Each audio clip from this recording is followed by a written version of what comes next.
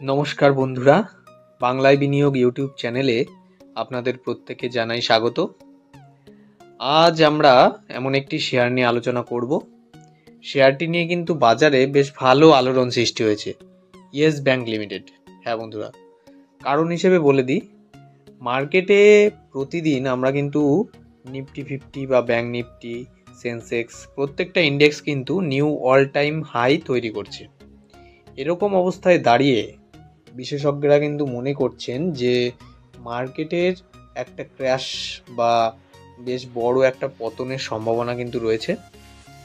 তো আমাদের সেই জন্য কিন্তু একটা প্রিকশন নিতে হবে, ঠিক আছে? তো আমি কখনোই খুব অ্যাডভান্স কথা বলি না, যেগুলি বলা উচিত নয়, কিন্তু সেটাও বলবো, এরকম বলি না। তবে আমার চ্যানেলের যারা ভিউয়ার্স রয়েছেন তারা নিশ্চয়ই আমাকে চেনেন।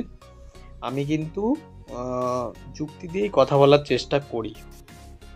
যেটুকু জানি আমার আর একটু যতটা জানি তার থেকে বেশি জানার চেষ্টা করি, এবং যতটা সম্ভব চেষ্টা করি আপনাদেরকে আমার বেস্টটুকু দেওয়ার জন্য। তো বর্তমান যে পরিস্থিতি আপনারা অনেকেই জানেন বা জানেন না, নিফটি আইটি সেক্টর কিন্তু এখন বেশ বুলিশ। সে উইপ্রো বলেন বা টিসিএস বা ইনফোসিস বা অন্যান্য, সেগুলি কিন্তু বেশ বুলিশ, কারণ বেশ ভালো একটা প্যাটার্ন কিন্তু তৈরি করেছে উইপ্রো বা নিফটি আইটি। সেখানে আমরা আইটি সেক্টরগুলি এখন কিন্তু বেছে নিতে পারি। তাহলে আগামী দিনে মার্কেটে যদি ক্র্যাশও খায়, খুব সামান্য কয়েকদিনের জন্য মার্কেট ফল করলেও, তখন সেই মুহূর্তে কিন্তু তার পরবর্তী সময়ে আবার কিন্তু বাউন্স ব্যাক করে নিফটি কিন্তু বেশ ভালো র্যালি দেখাতে পারে।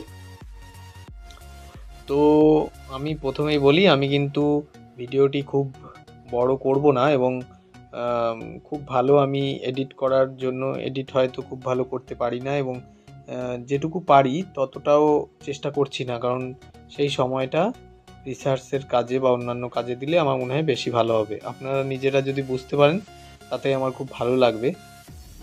ভিডিওতে আমি আপনাদের শুধু বোঝানোর জন্য বা কথা বলার জন্যই ভিডিওটা করছি। তো কিছু কিছু জিনিস দেখাবো অবশ্যই। তো আমি বলবো ভিডিওটি সম্পূর্ণ দেখুন, এবং ভিডিওটি যদি ভালো লাগে আমার কথা, তাহলে লাইক এবং শেয়ার করবেন, এবং কেমন লাগলো কমেন্ট করে জানাবেন। আর আমাদের চ্যানেলে যদি আপনি নতুন হয়ে থাকেন, অবশ্যই সাবস্ক্রাইব করবেন, যাতে আমাদের আপলোড করা ভিডিও সবার আগে আপনি পেয়ে যান। যারা আমাদের চ্যানেলের সঙ্গে যুক্ত, কম বেশি প্রত্যেকেই আমাকে চেনেন বা আমাদের চ্যানেলের পূর্বের অভিজ্ঞতা আপনাদের রয়েছে। গতকালই একটি ভিডিও আমি আপলোড করেছিলাম, সেখানে কিন্তু এডিএসএল নিয়ে আলোচনা করেছি, অ্যালাইড ডিজিটাল সার্ভিস। এটা নিয়ে আগে অনেকে করতে পারে ভিডিও বা আলোচনা হতে পারে অনেক জায়গায়, কিন্তু আমি কিন্তু একটা নির্দিষ্ট জায়গায় যখন দেখলাম না এটা বেশ ভালো জায়গায় রয়েছে, কারুর পক্ষে রিস্কের খুব একটা জায়গায় নেই, তখনই কিন্তু আমি ওটা নিয়ে আলোচনা করেছি। কারণ বর্তমানে যেখানে এডিএসএলটা দাঁড়িয়ে, সেখানে কিন্তু 14 ইয়ারের ব্রেকআউট দিয়েছে এবং বেশ ভালো একটা জায়গায় রয়েছে। মার্কেট যদি পতন হয় তবেও বেশ ভালো জায়গাতেই থাকবে, খুব নিচে কিন্তু নামার সম্ভাবনা খুব কম।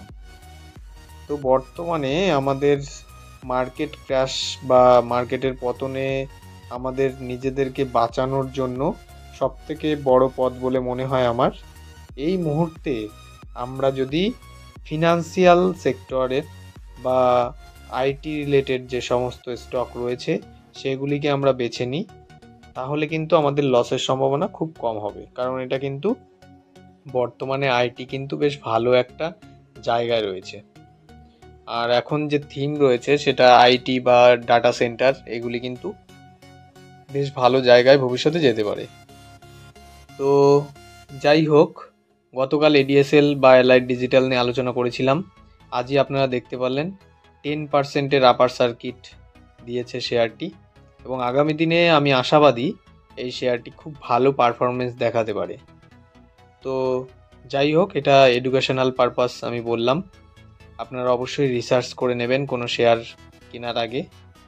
তো বন্ধুরা, আজকে আমরা এই ইয়েস ব্যাংক নিয়ে আলোচনা করব, কারণ ইয়েস ব্যাংক কিন্তু বেশ ভালো একটা জায়গায় রয়েছে, এবং আগামী দিনে এর কিন্তু টার্গেট যেখানে রয়েছে বেশ ভালো জায়গায়। আমি বলবো না একবারে শেয়ারটি 500 টাকায় পৌঁছতে পারে, সেটা সম্ভব নয়। আর যদি এখন আরভিএনএল নিয়ে আমরা যেমন আলোচনা করেছিলাম গতবার, আরভিএনএল, আইআরএফসি, এগুলি নিয়ে আপনারা দেখেছেন আমাদের চ্যানেলের ভিডিওতে। ইরকন, এগুলিতে কিন্তু 7 গুণ, 8 গুণ, 10 গুণ পর্যন্ত হয়ে গেছে স্টকগুলি, আমাদের চ্যানেলেও আলোচনা করেছি তার থেকে। আমি আসলে অতটা আশাবাদী ছিলাম না। আমি জানতাম হয়তো 2 বছর বা 3 বছরে শেয়ারগুলি 6 গুণ বা 7 গুণ বা 8 গুণ হতে পারে, কিন্তু সেটা যে 1 বছরেই হয়ে যাবে, এটা কিন্তু মানে কল্পনার বাইরে। কারণ এটা খুব স্বাভাবিক ব্যাপার নয়, কারণ কোনো কোম্পানির আর্নিংস কতটা হবে, কোম্পানি কতটা লাভ করবে, তাদের ব্যবসা কতটা বাড়বে, তার উপর কিন্তু নির্ভর করে।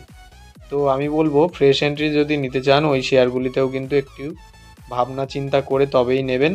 সঠিক জায়গায় না এলে যদি হাই থাকে, তখন কিন্তু ওই আদানির শেয়ারগুলি যেমন পড়ে গেছিলো, ওইভাবে কিন্তু পড়তে থাকবে। যখন পড়বে বা দীর্ঘদিন দাঁড়িয়ে থাকবে, তখন কিন্তু আপনি বেঁচে বেরিয়ে আসতে বাধ্য হবেন।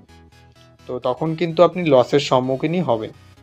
আমাদের চ্যানেলে যে কথাগুলি আলোচনা হয়, সেগুলি যে কোনো কেউ, আপনারা নিশ্চয়ই জানেন, কথা একটু হলেও আপনাদের উপকারেই লাগবে, যারা বিশেষ করে নূতন বা পুরনো হতে পারেন।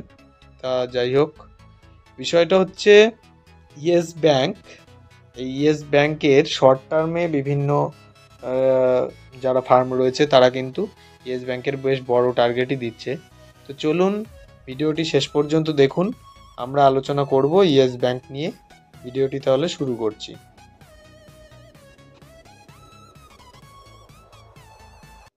যদি আমরা কোম্পানিটির মার্কেট ক্যাপিটাল দেখি, 82,631 কোটি টাকা। এটা কিন্তু মোটামুটি ঠিকঠাক জায়গায় রয়েছে। এক একটি শেয়ারের বর্তমান দাম 26 টাকার কাছাকাছি। 52 উইক্সে এই শেয়ারটির সর্বোচ্চ দাম 32 টাকা 80 পয়সার কাছাকাছি এবং সর্বনিম্ন দাম 14 টাকা 10 পয়সার কাছাকাছি। স্টক পি রয়েছে 64.3।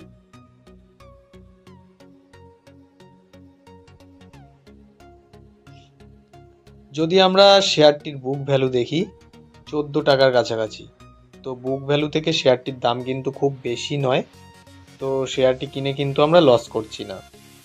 আরওসি অর্থাৎ রিটার্ন অন ক্যাপিটাল এমপ্লয়েড 6.29%, যেখানে আরওই অর্থাৎ রিটার্ন অন ইকুইটি 3.23%। তো রিটার্ন অন ইকুইটি কিন্তু কমই রয়েছে, তো শেয়ারটি কিন্তু ভবিষ্যতে বেশ ভালো জায়গায় যেতে পারে।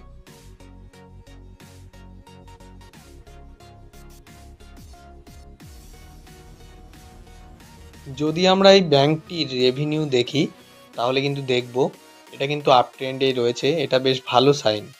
মার্চ 2017 রেভিনিউ ছিল 16,425 কোটি টাকা, যেখানে মার্চ 2019 এটা দাঁড়ায় 29,624 কোটি টাকা। সেখান থেকে মার্চ 2022 অনেকটাই কমে যায়, 19,019 কোটি টাকার কাছাকাছি, এবং মার্চ 2023 22,702 কোটি টাকা, যেখানে মার্চ 2024 অনুযায়ী 27,606 কোটি টাকা। লক্ষ্য করে দেখুন, গত 3 বছর কোম্পানিটির রেভিনিউ কিন্তু আপ ট্রেন্ডে চলছে এবং এটা কিন্তু ব্যাপকভাবে বাড়ছে। তো কোনো কোম্পানির যখন রেভিনিউ বাড়বে অর্থাৎ সেলস বাড়বে, তখন কিন্তু বুঝতে হবে কোম্পানিটি কিন্তু আগামী দিনে ভালো জায়গায় পৌঁছানোর দিকেই এগোচ্ছে।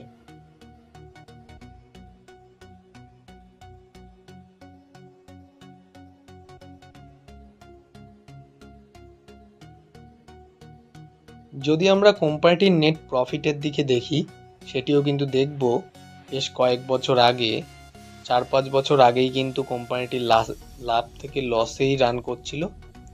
16,000 কোটি টাকার কাছাকাছি কোম্পানিটি কিন্তু লস করে। সেখান থেকে মার্চ 2024 1,285 কোটি টাকা কোম্পানিটি কিন্তু লাভে এসছে। তো কোম্পানিটি কিন্তু বেশ ভালো জায়গায় রয়েছে।